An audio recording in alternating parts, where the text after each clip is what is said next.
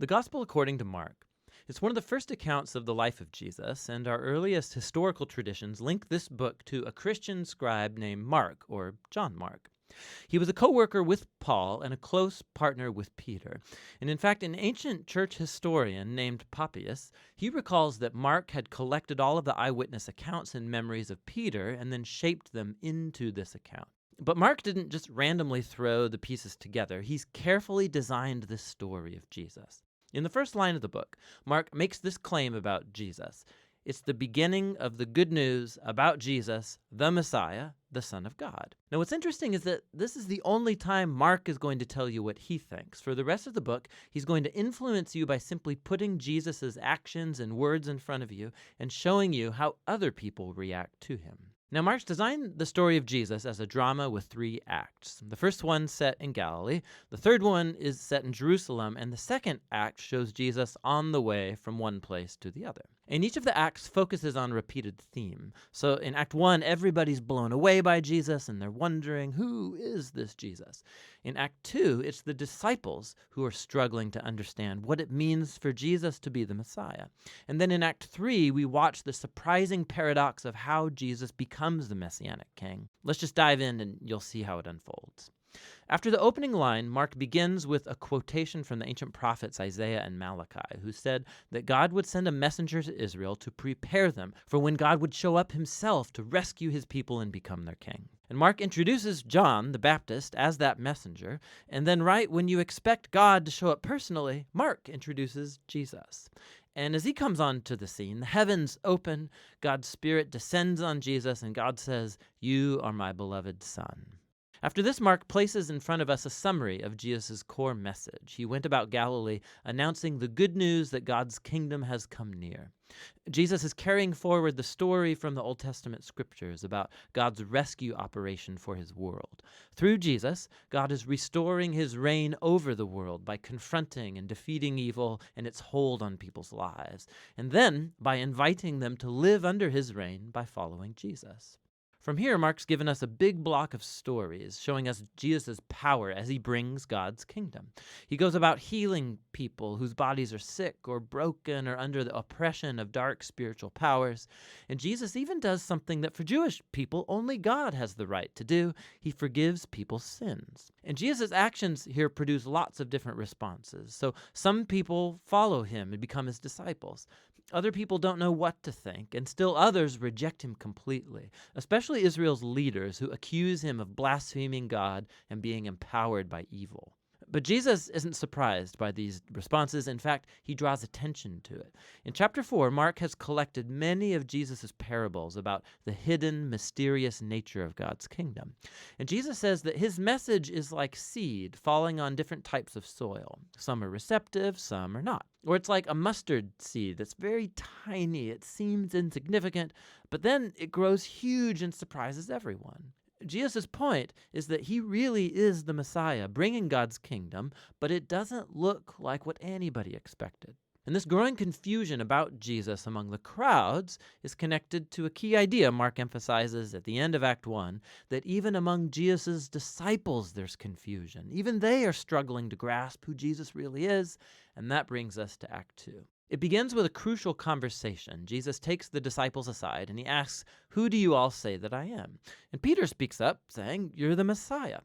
But it becomes clear that for Peter, this means that Jesus is a victorious military king from the line of David who will rescue Israel from the Romans. But for Jesus to be the Messiah means that he's the suffering servant king of Isaiah 53, who will bring God's rule by giving up his life in Jerusalem. And the disciples, they don't get it.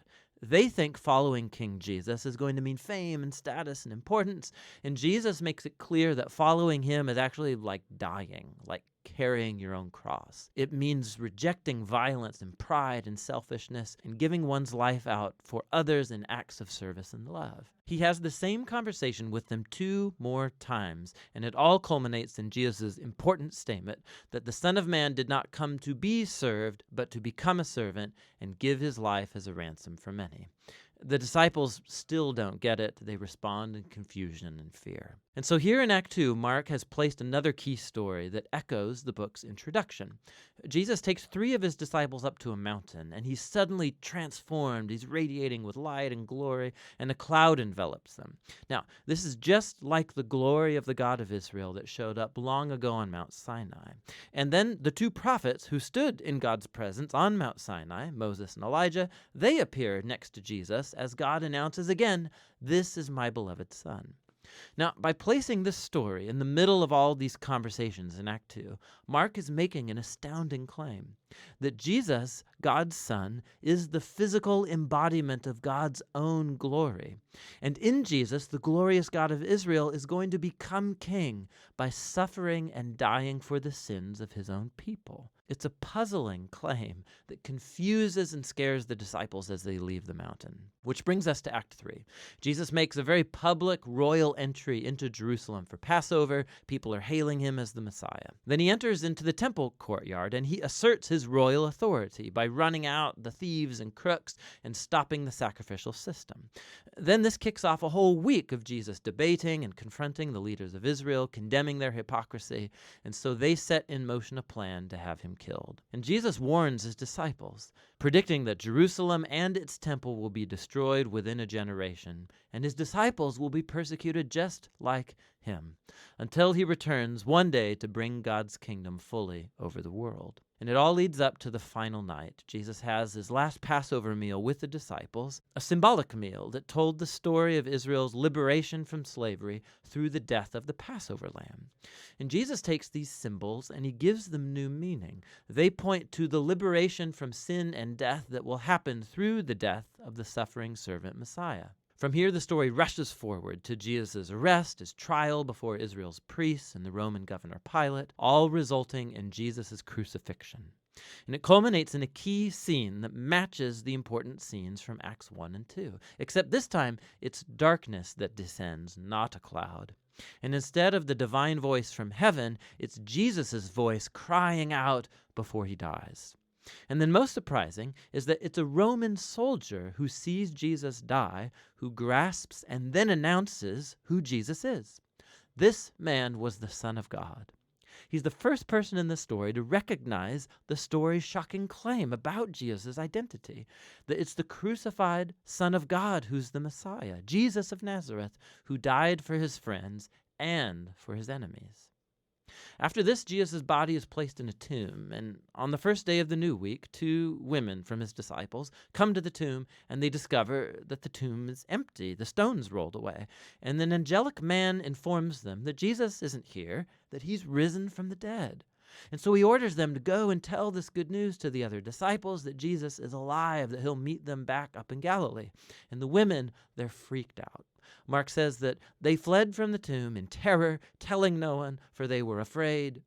And that's how the book ends, with Jesus' disciples showing the same kind of fear and confusion that concluded Acts 2 and 1. Now, if you look in your Bible, you'll see that the Gospel of Mark has more to its ending, where Jesus appears, he speaks to his disciples, but there's also a note there telling you that that ending is not part of the original book, that it's only found in later, less reliable manuscripts. Now, it's possible that the original ending got lost, or that Mark actually never finished writing his account, but it's more likely that this abrupt ending is intentional to make a point. The entire story has focused on the shocking claim that puzzled Jesus' disciples from beginning to end, that it's the suffering, crucified, and risen Jesus who's the Messiah, the Son of God.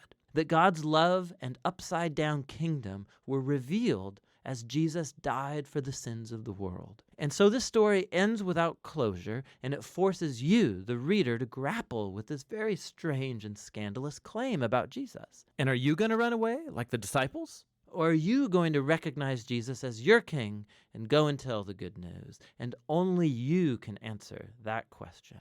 And that's what the Gospel of Mark is all about.